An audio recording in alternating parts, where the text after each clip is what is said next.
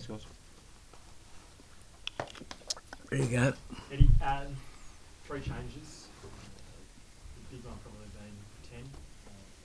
How did you come to that conclusion that you're going to bring Ben Donaldson and demote Carter? Yeah, I just feel we needed to probably freshen the team up. You know, Carter's had an opportunity, you know, struggled a bit against Fiji and thought that he's best to finish the game for us. Do you think that this dents his confidence, or by taking him out of the firing line from the outset, does that help him? Well, I think with young players, you've got to have a feel of where they are, and sometimes you need to back them, and sometimes you need to pull them away a little bit. And just at the moment, we feel like it's best to pull him away a little bit. How did he take the news? Oh, obviously disappointed. Every player's disappointed. They all want to start, but he knows he's got an important role in the team. Was there an aspect of this game that you illustrated that he was lacking a bit of confidence, or you weren't happy with? Well, that's between me and the player. And what does Ben bring that Carter might not? Just a freshness to the position. You know, he's a good attacks the line well, Ben. You know, when he came on in the second half, you know, he really attacked the line well. And against Wales, if we're able to get some quick ruck ball, we've got Wayne Barnes, who generally referees the game with quick ruck ball. We need a 10 who can attack the line. Obviously not plan A, though, to change your team this wide deployment. Well, yeah, I think we've got to be an adaptable team. We're a young team finding its way, and that's part of the World Cup campaign, mate. Tate returns. Was your anointed vice captain when you came in the squad initially, but you've stuck with Dave from last week? Why sticking with Dave? Well, I think we've got leadership really closely together, and I know the captaincy's a key role, but we just feel the consistency from Dave from last week to this week, allow Tate to come back in and play his game, will be important. Can you tell us what Andrew Holloway offers after that? Yeah, well, he's a smart player, reads the game well, and against Wales particularly, who are an exceptionally high kicking team, you know, I think his composure and his ability to read the game well is going to be important. Were the changes in the back row bringing Tom from line to open, Fraser on bench, was that a reaction to breakdown issues last week, or was that specific about what you think you need to target against the Welsh? No, I've just gone for a bit of a heavier back row this week. Again, we think there's going to be a fair bit of quick ball this week, which will suit Tom Hooper at 7. And Leota gives us much more carry. You know, without Tupou and Skelton, we just lacked a bit of carry in the forwards, and we wanted to get a bit more carry there. Eddie's Rob Valentini injured, or did he train fully this week? I trained, to my knowledge, Tuesday and Wednesday. Okay, so he's in no doubt of missing Yep. that. And Andrew Keller, you brought in at the back. What did you like from him when we trained Tate? Well, I think I covered that. You know, he reads the game well, communicates well on the field. You know, he's got his fitness back too. You know, he's a bit short when he came in. He had a long hamstring injury, and now he's got good capacity. And one of the features of the World Cup has been the amount of high speed running the back three have to do because of the amount of kicking. And he's right on the money. How are you approaching this game? Like, Australian rugby is in an interesting state, and Wallabies are 1 from 7, and you've been brought back to do a job. How are you approaching the game? Is it one of the biggest you've ever coached? No, it's like any other test match, mate. Yeah, they're all important. Every test match is important. Look, I've let Australian rugby down, mate. I haven't done the job I was brought in to do. I was brought in to turn it around, so I feel that responsibility. Do I approach it differently? No. Just get the team well prepared. That's the only thing I can control. Do you feel Wales are vulnerable? Like, you've had success, you know what Warren Gatland's teams do. Do you feel like the Wallabies are well positioned going into this game? Well, I'd hardly say well positioned, but what I would say is that we've had a really good preparation. I've been impressed how the young teams bounced back. You know, that's last week was a difficult game for us, and we've bounced back really well and prepared really well for this game. So we'll go out there and give it a red hot go. It's worked out who's coming in for Max yet? Sorry? For Max replacement. Yeah, I have, but we don't need to announce it yet. All right, secret is it?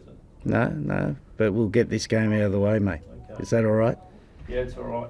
Sorry. That's all right. No, we'll hold it. Sorry, I don't want to be arrogant to you, mate. I know how sensitive you are. Yeah. Timmy Horan's tweeting about Joseph. Is he any chance? Right, you better ask Tim that. Right. And are you surprised by the backlash from home? Drew Mitchell came out with some pretty choice words about, you know, how you're handling things as well. Is it, you know, surprising to you the intensity of thought back there? And I've been coaching 30 years, mate. I think I know what's coming. so his point, I guess, was that it hadn't been explained. Some of the decisions you've made, you haven't explained properly. Oh, well, I think... Do you feel you need to? Or Yeah, well, I think I have, mate. You know, I've been very clear about the fact that I've been brought in to change Australian rugby, and as we've said, the results haven't been good, but I'm bringing through a young team that can be the basis of the team going forward. I've made no bones about that. I think I've explained that very clearly. And we needed to move players on. Does it disappoint you when people of that profile and also people like David Campese have been so strong in their opinions about you and how you're operating? I think that's a funny question. Is there an answer? What answer would you like? What answer do you have? Well, I don't listen to any of that noise, mate. I don't even know what Drew Mitchell said. I've got no idea what he said. I've got no idea what David Campese said. So if you want to explain it to me, I'm happy to listen to it. Eddie, you said in an interview this week you might be here for another 3 weeks or 3 years. What did you mean by that? Well, at the end of the World Cup, there'll be a review, mate. And given the results we've had, then maybe Australian rugby doesn't want to keep me. That's the reality of the job I live in, mate. And I understand that. Are you fearful of that? No. Are you committed, I'm just worried about coaching against Wales this week, mate. are you committed to coaching the Wallabies? I'm just worried about coaching Wales this week. It's a pretty simple question. Wallabies next I'm year. just committed to coaching Wales this week. So I'll take that you're not committed to the Wallabies next year. No, that's not the answer I gave you, mate. Eddie, do you feel like you've, by ushering through all this change, do you feel like you've made not necessarily the job harder for yourself, but you've had to do something that other people haven't been prepared to do? Well, sometimes, you know, and coaching's like this, and I don't try to make myself out as a saint, but sometimes you got to take some hard decisions to get the results further down the track. And I've got no doubt we'll win on Sunday. Probably Saturday's too early. I've got no doubt we'll win on Sunday. Got no doubt. The way the team's prepared, the way they've come together, I've got no doubt we'll win on Sunday. But if we don't, then sometimes you've got to do the work that allows you to be successful further down the track. I don't know of any team that you can come in and blow magic over. You've got to go through a process, and you've got to find out what's wrong with the team, and then you've got to try to address those problems. So I sit here very comfortably feeling like I'm doing the job I should be doing. Now, I know people are upset about it, and I understand that, and I would be too if I was a fan, because the results aren't good enough. But sometimes there's some pain before you get some success. Eddie, what do you say to Wallabies fans who are just desperate to get out of the pool? Do they need to be patient? Do they need to accept a rebuild during a World Cup, regardless of the consequences? Well, I don't think anyone ever accepts a rebuild.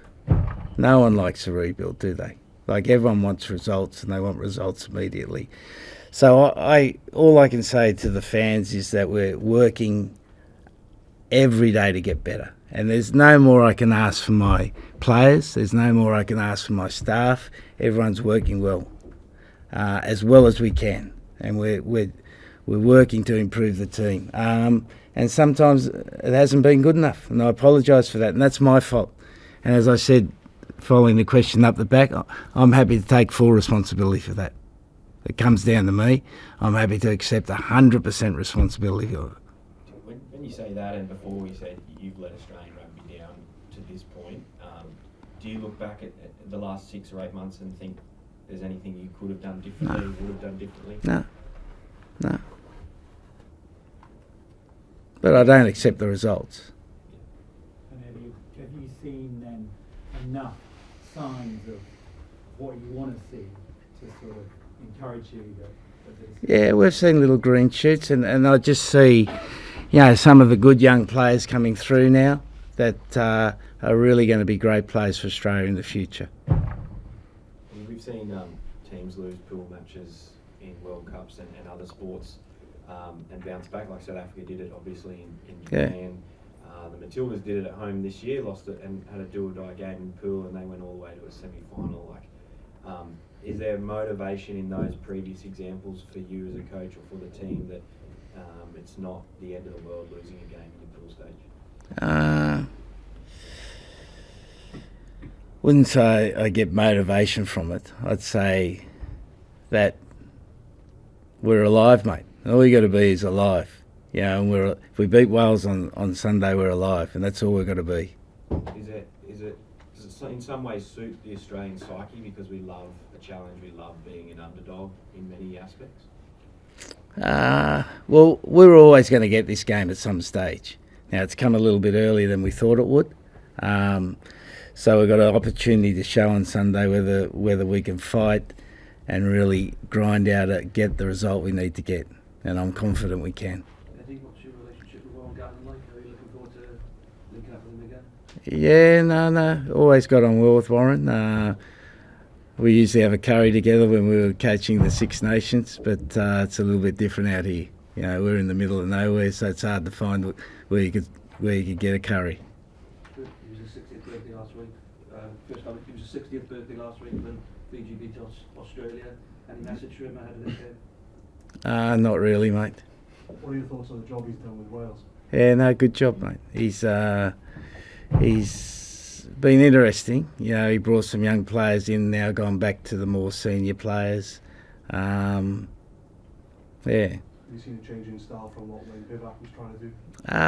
It's gone back to more Gatland style of rugby. Pivac wanted to play that more really traditional New Zealand side to side, where Warren plays a more pragmatic style. High kicking, high contest. Do you think your familiarity with the Welsh players puts you in a good position heading into Sunday? Well, I don't think my familiarity helps that. But we've got a pretty good understanding of what they might try to do. We've come up with some strategies to try to cope with that, and then we've got to impose our own game on them. Eddie, throughout your coaching career, you've always talked about how much you love coaching at World Cups. Are you enjoying this World Cup? Are you reveling in it? No, it's good. It's good, mate. Does the possibility of bonus points deciding the group change the way that you approach this weekend? No. Have you discussed the permutations, back into the game, and needing to go for goal or go for try? All we've got to do is win the game, mate. And Eddie, what gives you so much confidence that you're going to win on Sunday? Because we've had really good preparation, the way the players rebounded after the Fiji game. Yeah, you got a choice whether you want to get stuck in, go again, keep working hard, keep improving, and that's what I've seen from the players. And obviously you would have liked to have won all your games up until this point. Is there any part of you that relishes the adversity, relishes your back being against the wall? Well, I think, when you coach, you make a choice to put yourself in these positions. Like, if I didn't want to put myself in these positions, I could be teaching, and I could have a nice life, get up every morning, wife puts a packed lunch, puts it in the bag, put a shirt and tie on, know what I'm going to do. I've got to teach 6 periods, come home, wash the dog, clean the car, watch the Channel 7 news or ABC News, and then get the packed lunch ready for the next day. I could have done that, mate. But I made a choice to coach, and I love I love winning, and I love when you got to try to create a team that everyone thinks they're going to lose, to put themselves in a position where they can win. And that's the I don't know whether it's drug. That's the rush of coaching, mate.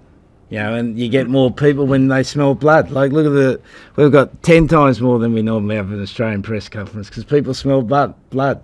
So that's, you know, that makes it even more exciting. When you were with England, you said you wanted to be on the beach watching cricket or in the Caribbean watching cricket. Is that dream still in your head? Not at the moment, mate. All I'm worried about is Wales. Are there any regrets about not picking a more experienced team? Nah, not at all. Not at all. As I said, I think I'm 100% doing the right thing for Australian rugby. And I apologise for the results. You know, I can get down on my knees and do the Japanese thing if you want me to. I can't apologise anymore, guys. I'm really sorry we haven't had better results. But what I know is what we're doing is right for Australian rugby. And you're also sorry about expectations set. Like, a lot of the talk at first was about we'll win Bledisloe. Yeah, well, that's what we want to do, mate. 100%. But And if we've fallen short, that's okay. I'd rather aim up there and not reach it. And our results haven't been good enough. Understand that 100%, mate. But we're trying to create a team that creates dreams for Australian rugby. We're not trying to be a mediocre team, right? If we wanted to be a mediocre team, there's other things we could have done. We want to be a really good team. And to be a really good team, there's some pain and there's some failure involved in being a really good team. So, no, not at all, mate. Is the next World Cup more realistic now in your No, the only realistic thing now is Wales. That's the only thing we've got to worry about. Dave, how do you feel about your coach apologising for the results? As players, how do you sort of interpret that? It's sort of accurate, I suppose, fair? No, I think it's a group. We're all in this together. So I think, you know, speaking on behalf of the group, we haven't been good enough. But the key takeaway that we've been building towards this week is it's Wales. We're not thinking about anything else other than Wales. Eddie, what's kept you coming back for more? You've had a chastening time over the last year or so. You've lost your job with England. You've now gone back home. As you've been saying, you're not happy with the results. What keeps you coming back to the world and always? I just love rugby, mate. I love the game. I love trying to get a young group of players together, playing together, trying to, you know, for them to be the best version of themselves. And that's the allure. And then you get to see the game played well, and then it's a real buzz. Does it hurt you when you look at the results and you say, look, I know what I'm trying to do, but it's not happening? Do you take that to heart, maybe more so with Australia than with other teams? Well, every team's the same, mate. Don't try to pull that line with me, mate. I know where you're trying to go. It's typical Daily Mail. Typical Daily Mail, right? So aren't you? Where are you? Times. Well, they're even worse, mate. Hey? They're even worse. So we won't go down that track, mate. All right? Are you able to explain why the necessity was to move past some of those older guys? Yeah, because I don't think that's the future of Australian rugby. Yeah, I think those guys have been around. Results over the last period of time haven't been at the level we need to be. Our results are even worse, but sometimes you've got to do that to go forward. And we need to create a new group of players that have higher standards of training, higher standards of behaviour, higher standards of expectation. And that's what we're trying to do, mate. And did you only say that from like that South Africa test, or was there a point in time where you've gone, okay, I thought they were going to be here, but they just weren't? Well, you know, I went in there with an open heart, an open mind. I was going to look at all the players and then make assessments, and I did that. Why didn't you wait till after the World Cup? Because I don't think waiting is the right answer, because you need to start building a team. To win a World Cup, I reckon it takes 6 years. All of what I look at, most teams are made in 6 years. Very rarely it's done before that. Like, it can be, but Yeah, you look at most teams, they're groups of young players who start together. They might win 20s together, then they have 1 or 2 years where they have a tough time, and then they mature into a good team. So once you decided to look to the future, is that a case of writing off the present? No, not at all, mate. As I said, we're doing 100% we can to be the best we can every day. Do you give fans your word that you want to be part of that future? Well, I want to coach as best as I can against Wales on Sunday. That's all I can say. And that's the only job I've got at the moment. Do you still believe Australia can win the World Cup? Yeah, 100%. But we've got to beat Wales on Sunday. There's quite a few coaches that have gone to youth, Craig McRae, Mikel Arteta. Like, do you still kind of keep in comms with those sorts of guys? Not during this World Cup, mate. I haven't had a moment to scratch myself. Right. Dave, you said after the game of the weekend when asked about this forthcoming match that in your mind every game is do or die. It's a World Cup game. It doesn't matter whether you've won or lost the week before. But have you seen or felt an increase in focus, intensity, motivation because of just what is at stake on Sunday? I think there's been an increase in intensity this week, and that's what we're looking to show this weekend. How does that feel out on the training paddock? How does that feel as a player who's in amongst it when you can feel your teammates lifting for the occasion? Well, the better you prep, the more confident you feel into games. So I feel like we've prepped the best that we possibly could this weekend, and that's all that we could ask of players and coaches. Dave, do you just block it out?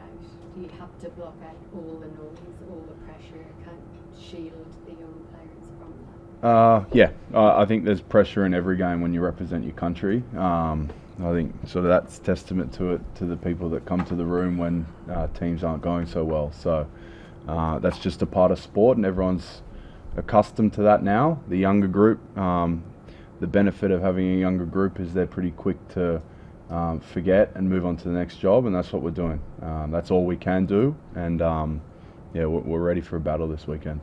I asked Eddie before about if it suits the Australian psyche. Referenced, the Matildas came back after a group stage loss and went to a semi-final. Like, does it, as an Aussie, we kind of love that underdog tag. Does it excite you personally? Does it excite the group? That sort of challenge of being written off, so to speak. Yeah, it does. Ben Donaldson, well from the Tars, he's had a pretty rocky road there with some ups and downs in form. But what can you tell us about his character and abilities to lead the team at such a big stage? Yeah, he's a calm individual, which is definitely needed at 10. He just, as Eddie said, he offers a different point of difference this weekend. So I'm excited for him to have the opportunity to lead us around at 10. I'll be looking for him. Eddie, is it easier to prepare a team for a Wayne Barnes referee test, given you know what you're going to get and that ball in play is higher? Well, there's quicker ruck ball. There'll be more consistent ruck ball. And both teams will get a chance to attack. Wayne's got a low penalty count, high empathy for the game, which will mean there's more ball in play and a much more continuous attack defence game. That doesn't mean it's easier to prepare for. And again, I go down the track that I think we're really toying with destroying the tempo of the game with the interventions of Timo all the time. I was just watching that game last night, and watching it last night as a complete, just watching rugby to enjoy it.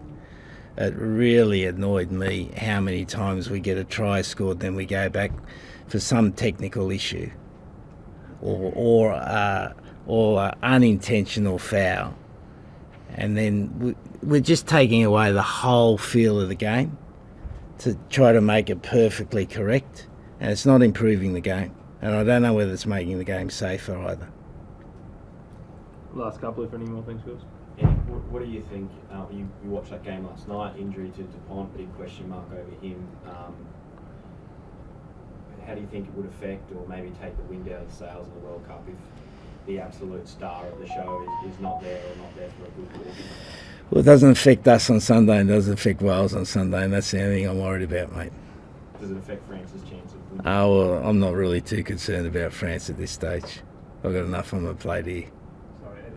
Before this tournament, Wales lost Alan Wynne-Jones, Justin Tipuric, Ken Owens for various reasons. They've had a bit of transition as well leading into this tournament.